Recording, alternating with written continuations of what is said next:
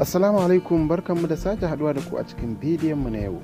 Kamar yadda muka dauka muku alƙawarin kawo muku bidiyo wanda za su ƙayatar da ku a wannan tasha tamu mai albarka, wato tashar duniyar fassara.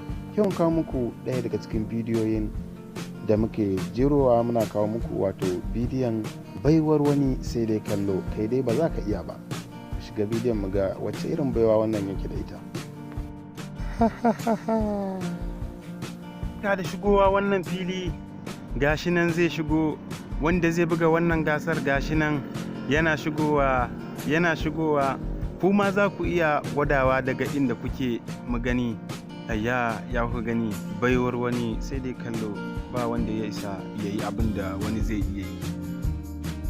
To idan kana shirye za mu fara 1 2 3 go.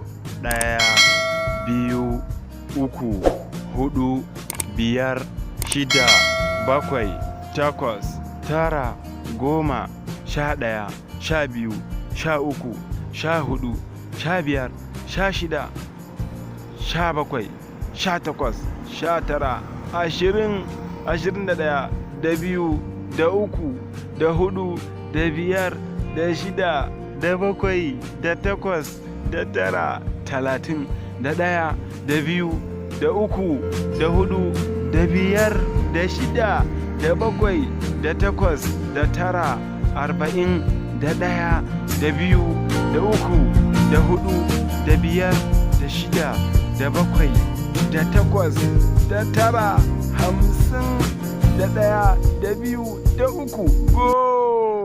Wow, ba karamin kokari bane. Kai idan kana ganin wannan karamin kokari ne, ka gwada ka gani yanda yake tamuke fuska, kana gani ka san ba karamin wahala bace a wannan lokaci. So a wannan lokaci waye zai iya yi toshe hancinsa yannan ya gaya mana sakon nawa yayi a bangaren comment mu gani banda ƙarya. To ga wata za ta gwada, tana gwadawa. Ayya.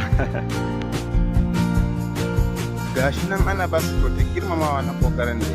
Wannan shine karshen bidiyon mu na baiwar wani sai dai kallo. Bidiyo na ɗaya kenan da muka kawo muku a wannan bangare.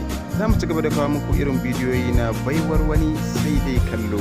Ku ci gaba da kallon wannan tashar mu ta Tiso TV da kuma tashar duniyar fassara. Sai mun haɗa bidiyo na gaba.